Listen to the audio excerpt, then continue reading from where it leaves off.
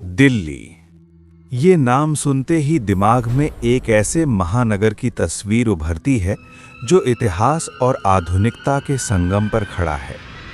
यहाँ चौड़ी सड़कें हैं, ऊंची इमारतें हैं, राष्ट्रीय राजधानी क्षेत्र की भागदौड़ है।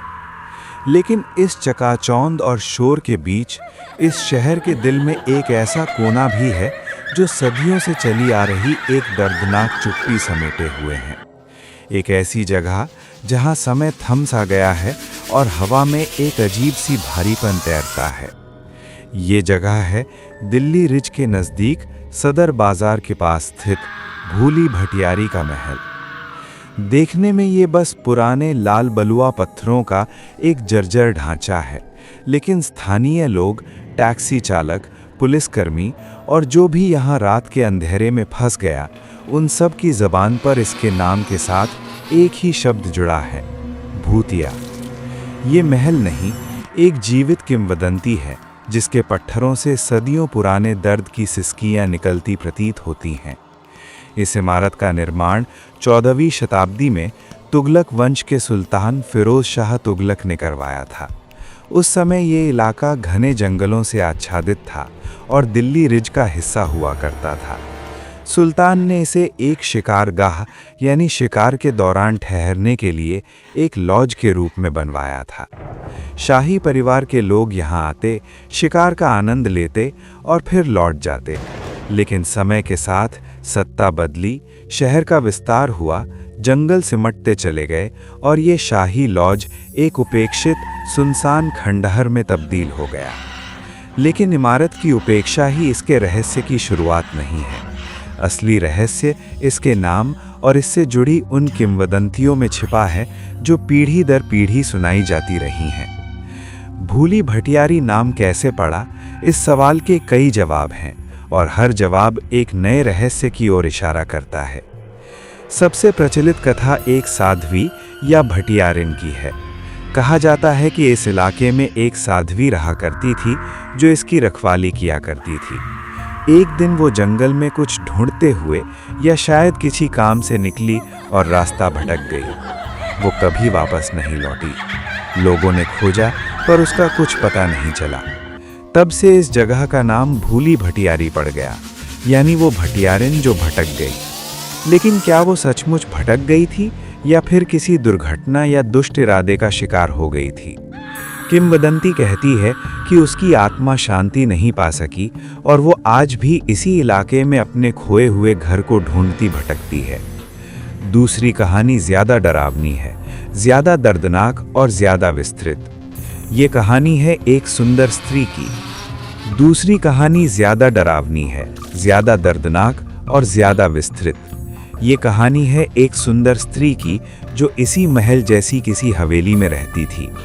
कहते हैं कि वो बेहद खूबसूरत थी और उसका पति उससे बहुत प्यार करता था। लेकिन उसकी सुंदरता पर एक दुष्ट और शक्तिशाली व्यक्ति की बुरी नज़र पड़ गई। उस दुष्ट ने एक चाल चली और स्त्री के पति को धोखे से कहीं दूर भेज दिया, ये कहकर कि उसके लिए कोई महत्वपूर्ण काम है। पति के जाने के बाद उस दुष्ट ने उस स्त्री पर अपना बुरा इरादा जाहिर किया। स्त्री ने डटकर विरोध किया। अपनी इज्जत बचाने के लिए वो महल के भीतर ही भागती छिपती फिरी। लेकिन आखिरकार वो दुष्ट उसे मिल ही गया। उसने उसे पकड़ लिया और उस पर अत्याचार करने लगा। अपनी असहायता और अपमान से तंग आकर उस स्त्री ने उसी महल में कहीं, शायद कुएं में कूदकर या फांसी लगाकर अपनी जान दे दी। कहा जाता है कि तब से उस स्त्री की आत्मा इस महल में फंसी हुई है। वो हर रात अपने दर्द को दोहराती है, रोती है, चीखती है और क्रोध में भरी उस आत्मा का कोप हर उस पुरुष पर भड़कता है जो अकेला यहाँ कदम रखता है, क्योंकि हर पुरुष उसे उस दुष्ट की याद दिलाता है। ये कहानियाँ चाहे जो भी हों, एक बात स्पष्ट है कि इस स्थान का नाम एक स्त्री के दर्द और खोने की त्रासदी से जुड़ा हुआ है और शायद यही वजह है कि यहाँ का डर एक स्त्री की पीड़ा और क्रोध से जुड़ा हुआ महसूस होता है। लेकिन ये सब केवल कहानियाँ नहीं हैं। दिल्ली के लोक व्यवहार में, पुलिस की फाइलों में और उन अनगिनत लोगों के अनुभवों में ये जगह एक जीवित सच्चाई के रूप में दर्ज है। इस महल के डरावने अनुभवों की फहरिस्त बहुत लंबी है।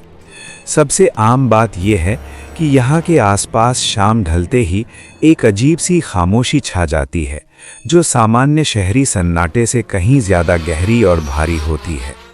स्थानीय लोग, खासकर ऑटो रिक्शा और टैक्सी चालक, इस रास्ते से शाम के बाद जाने से साफ इनकार कर देते हैं। वे कहते हैं कि उन्होंने खुद कई बार अजीब आवाज़ें सुनी हैं या कुछ देखा है। कई ड्राइवर ये दावा करते हैं कि रात में जब वो अकेले इस रास्ते से गुजरे तो उनकी गाड़ी की लाइटें अचानक बंद हो गईं या इंजन ने काम करना बंद कर दिया। जब तक वो पीछे मुड़कर नहीं देखते तब तक सब कुछ ठीक नहीं होता। उनका मानना है कि ये उस आत्मा का काम है जो चाहती है कि कोई यहाँ ना रुके। पुलिस के पास भी इस जगह से जुड़े कई रिपोर्ट दर्ज हैं। आसपास के थानों में ड्यूटी कर चुके कई सिपाही इस बात की पुष्टि करते हैं कि रात के पहरेदारी दौरान उन्हें अक्सर महल के अंदर से आवाज़ें सुनाई देती थीं। कभी सिसकियाँ, कभी फुसफुसाहट, तो कभी साफ साफ रोने की आवाज़। कुछ ने तो ये भी बताया कि उन्होंने महल की ऊपरी मंजिल की खिड़कियों पर एक सफ़ेद कपड़े में लिपटी हुई स्त्री की आकृति देखी है जो बाहर झांक रही होती है। जो लोग एडवेंचर या थ्रिल की तलाश में यहाँ रात बिताने की कोशिश करते हैं, उनके अनुभव तो और भी चौंकाने वाले हैं। कई यूट्यूबर्स और जिज्ञासु युवाओं ने अपने वीडियो और बयानों में बताया है कि यहाँ आते ही उनका इलेक्ट्रॉनिक सामान बेकार होने लगता है। कैमरे की बैटरी अचानक खत्म हो जाती है, रिकॉर्डिंग में अजीब शोर आने लगता है, टॉर्च ठीक से काम नहीं करती। कुछ ने बताया कि उन्हें ऐसा महसूस हुआ जैसे कोई उनके पीछे पीछे चल रहा है। उनकी सांस उनकी गर्दन पर महसूस हो रही है। कुछ ने अपने बाल खींचने जैसा एहसास बताया। कईयों ने तो यहाँ तक दावा किया कि उन्होंने साफ साफ एक स्त्री की आकृति देखी जो क्षण भर में गायब हो गई। इन अनुभवों के बाद ज़्यादातर लोग बीच रात में ही वहाँ से भाग खड़े होते हैं। महल की भौतिक संरचना भी इस डर को बढ़ावा देती है। लाल बलुआ पत्थर से बनी ये इमारत अब टूट फूट चुकी है। इसके गुंबदनुमा ढांचे, लंबे गलियारे और खाली कमरे एक उदासी और सूनापन पैदा करते हैं। दीवारों पर जंगली बेलें चढ़ी हुई हैं जो इसे और भी भयावह रूप देती हैं।